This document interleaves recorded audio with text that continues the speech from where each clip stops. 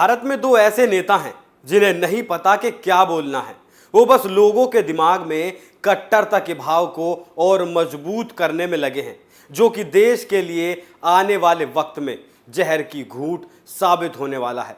पहले हैं असदुद्दीन ओवैसी और दूसरे हैं शफीकुर रहमान बर्क। लेकिन आज बात होगी ओवैसी की, ओवैसी के वाहियात बयान की।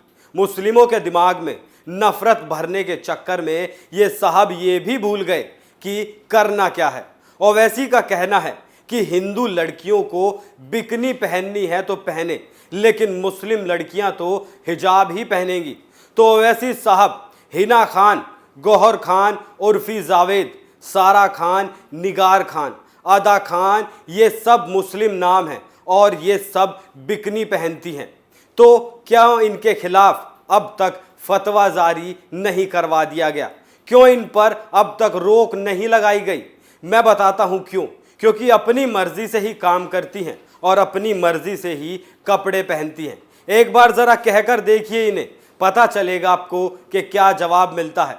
तो फिर आप हैं कौन बताने वाले हिंदू बेटियों को आखिर क्या पहनना है? ये घटिया मानसिकता का एक प्रमाण है।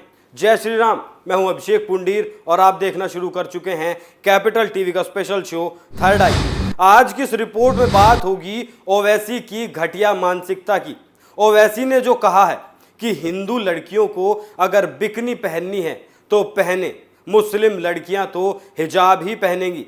लेकिन यहाँ सवाल ये है कि क्या बिकनी का ही उदाहरण देने के लिए बचा था?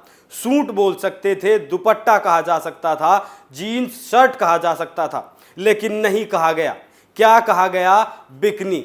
और वो पता है क्यों कहा गया? क्योंकि वहां बैठी भीड़ के दिमाग में एक गंदी छवि को उकेरना था। जितने नाम मैंने आपको ऊपर गिनवाए हैं उनकी फोटोज भी देखिए और ओवैसी को भी देखनी चाहिए। ये जो फोटोज आपने देखी हैं ये सब मुस्लिम हीरोइन हैं। बात तो तब मानी जाए जब ये भी बुर्का और हिजाब पहन के पर्दे पर आए। अब आपको खबर दिखाता हूं। कर्नाटक के शिक्षण संस्थानों में बुर्का हिजाब बैन मामले की सुनवाई में सुप्रीम कोर्ट ने विभाजित फैसला दिया था। इसके बाद ऑल इंडिया मजलिस इत्तेहाद उल मुसलमीन के सुप्रीमो और हैदराबाद से सांसद ओवैसी ने यह विवादित बयान दिया है। ओवैसी ने कहा, वे मतलब भारत के लोग कहते हैं कि मुस्लिम छोटे बच्चों को हिजाब पहनने के लिए मजबूर कर रहे हैं। क्या हम वाकई अपनी लड़कियों को मजबूर करते हैं? हमारी बेटियों को हिजाब पहनने दो, अगर तुम चाहो तो अपनी बिकनी पहनो। ओवैसी ने आगे कहा कि केंद्र सरकार मुस्लिम लड़कियों को अपना हिजाब हटाने के लिए मजबूर कर रही है। इसके लिए उन्होंने केंद्र को फटकार भी लगाई। ओवैसी ने कहा, अगर मुस्लिम महिलाएं अपना सिर ढकना चाहती हैं तो इसका मतलब ये नहीं है कि वह अपनी बुद्धि को ढक रही हैं। तो ओवैसी साहब, ये आपकी मानसिकता है। कोई नहीं कहता कि हिजाब रखने से बुद्धि ढक जाती है। कमी यही नहीं है, कमी यहां है कि भारत एक पुरुष प्रधान देश है और आप चाहते हैं कि आपकी प्रधानता बरकरार रहे। आप नहीं चाहते कि वो अपने मन की करें। आप चाहते हैं कि आप हिंदुओं के पूजा पंडाल में जाएं और हिंदू लड़कियों की वीडियो बनाएं। आप चाहते हैं कि हिंदू लड़कियों का धर्मांतरण कराया जाए। आप चाहते हैं कि जितने भी गलत काम हो वो सब हिंदू बेटियों के साथ हो। जो मैंने आपको बताया है वो नहीं कोई कहेगा, लेकिन इस कौम के दिमाग में ऐसी ही खुराफात चलती है। अब आगे सुनिए ओवैसी क्या कहते हैं। हमसे पूछा जा रहा है कि हमारी बेटियां हिजाब क्यों पहन रही हैं। ये तो बैकवर्डनेस यानी पिछड़ेपन की निशानी है। हम हिजाब इसलिए पहनते हैं क्योंकि कुरान में अल्लाह ने हुक्म फरमाया है। हो सकता है कुरान शरीफ में लिखा हो कि मुस्लिम बेटियों को हिजाब पहनना चाहिए और जिन्हें पहनना है वो पहनती भी हैं। दरअसल मुस्लिम बहन बेटियां हिजाब पहने इस बात से किसी को कोई परेशानी है ही नहीं। असली परेशानी है राजनीति। कर्नाटक के स्कूल में जो विवाद हुआ उसे आसानी से हल किया जा सकता था, लेकिन वो इंटरनेशनल विवाद के साथ मुद्दा बना दिया गया। सुप्रीम कोर्ट, हाई कोर्ट और न जाने क्या क्या। अगर बात सिर्फ सर ढकने की ही थी तो क्यों उस लड़की को लाखों रुपए के इनामों से नवाजा गया?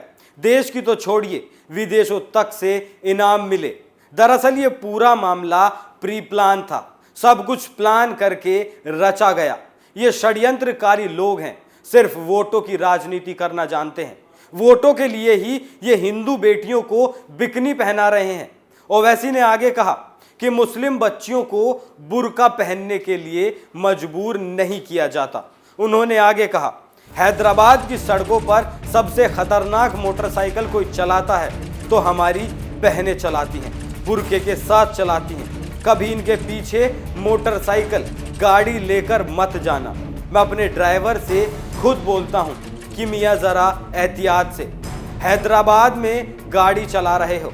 कर्नाटक हिजाब प्रतिबंध पर ओवैसी ने कहा, जब एक हिंदू, एक सिख और एक ईसाई छात्रा अपने धार्मिक कपड़ों के साथ क्लास में जाने की अनुमति दी जाती है और एक मुस्लिम को कहा जाता है कि अपना बुर्का उतारो, तो वे मुस्लिम के बारे में क्या सोचते होंगे? जाहिर है वे सोचेंगे कि मुस्लिम हमसे नीचे हैं। ओवैसी आगे कहते हैं, एक दिन हिजाब पहने एक लड़की भारत की प्रधानमंत्री बनेगी, ये मेरा सपना है। मैं खुद इस बात का स्वागत करता हूं।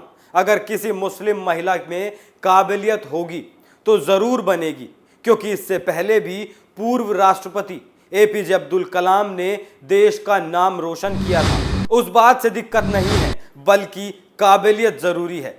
इस वीडियो में ओवैसी कहते हैं कि उन्हें ईरान से मतलब नहीं है, लेकिन ईरानी चाय जरूर पीते हैं। अपने इस भाषण में ओवैसी लोगों को रिझाते हुए कहते हैं कि सोवियत संघ के टुकड़े हुए, जिसमें से एक टुकड़ा कजाकिस्तान का भी है।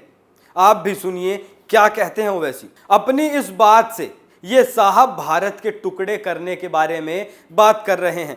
इशारों इशारों में जो ये समझाना चाहते हैं, उस बात पर गौर करने की ज़रूरत है। लेकिन मैं बता देना चाहता हूं कि अगर ओवैसी के दिमाग के किसी कोने में ऐसी कोई बात चल रही है तो उसे अपने दिमाग से जितनी जल्दी हो सके निकाल दें। तो ओवैसी साहब, न तो मुस्लिम बहनों को किसी ने हिजाब पहनने से रोका है और ना ही आप हिंदू बहनों के बारे में ऐसी सोच रख सकते हैं।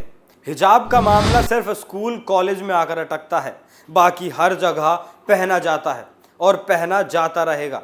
तो आप लोगों के मज़े के लिए ऐसी बेवकूफ़ी भरी बातें ना करें तो बेहतर रहेगा। आप इस खबर पर क्या नज़र रखते हैं, हमें कमेंट करके ज़रूर बताएं। थर्ड आई में आज के लिए इतना ही। कल फिर मुलाकात होगी एक नए मुद्दे के साथ। तब तक देखते रहिए कैपिटल टीवी। नमस्कार।